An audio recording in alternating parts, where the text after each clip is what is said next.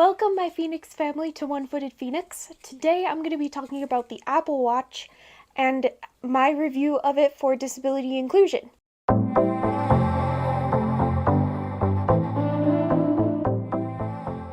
So when you first open the box for the Apple Watch, it comes with a silicone band like this one, and it's just a pretty simple band, and then it comes with the watch face, which comes in this big long box, but the actual watch itself is like that big.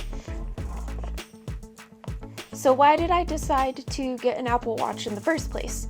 So I decided to get an Apple Watch because my Fitbit bit the dust, and I was using my Fitbit to track sleep and heart rate and things like that a while ago, and it bit the dust. So I decided it was finally time to get an Apple Watch, and I chose to get an Apple Watch instead of like an Android watch because I have an iPhone. I also want to begin by saying that this video is not a sponsored video. I didn't get the Apple Watch from Apple. I paid my own money for it.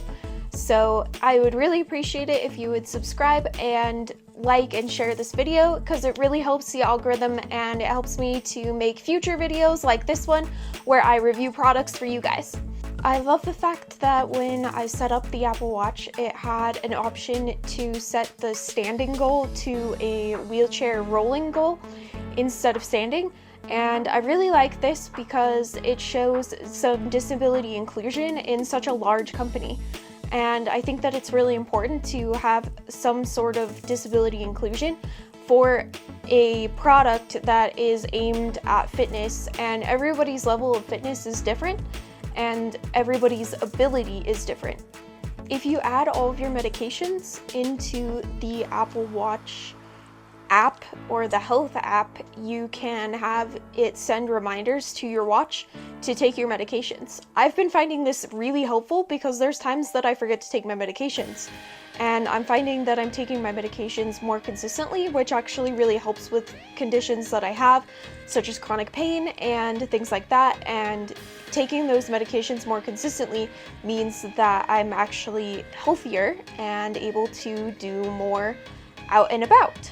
A downside may be that I had to set my exercise goal fairly low, and this is because I'm an ambulatory wheelchair user, which ambulatory wheelchair user means that I use a wheelchair sometimes, and other times I use my prosthetic leg, and so I use both. And I found that there wasn't really great calorie tracking for if your watch is in wheelchair mode and then you go to put on your prosthetic leg. It has a hard time tracking the calorie count, but that's honestly the only thing that I've found that hasn't been super disability friendly. If you are a hand or an arm amputee, I can see where you may have a hard time using the Apple Watch because it is a touch-based interface, and so I would maybe not recommend it for someone that doesn't have any hands, just for that reason, because it's a touch-based interface. But if you have at least one hand, you should be okay, and you should be able to use the Apple Watch. And even if you have partial fingers, I would say that you still should be able to use the Apple Watch with its touch-based interface, because you still have something that can touch the screen. It just may be a little bit more difficult. I really like the notifications that come in from my phone to my watch, because I'm not always having my phone right next to me, and so it's nice to see things like text messages on my watch, although some of my notifications I'm probably gonna have to turn off because some of them were just annoying me really badly when I was sitting there busy doing homework or trying to work.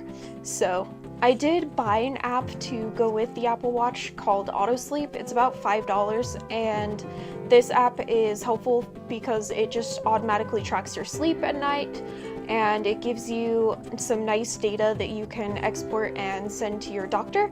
So I liked that about the AutoSleep app. I also like that I can export my heart rate data into a PDF document so that I can send that to my doctor as well. and I am monitoring this because of some of the medications that I'm taking can make my heart rate go kind of weird, and so I like the fact that I can easily send that information to my doctor. If you enjoyed this video, I ask you to please like, subscribe, and share with a friend so that I can help other people find out about the disability features on the Apple Watch. Thank you so much for watching this video all the way through. It really means a lot to me as the creator that you're watching the content all the way through and helping me to get into the algorithm. If you would like to see another video recommended specifically for you, click over here and I'll see you all in the next video. Thank you, bye!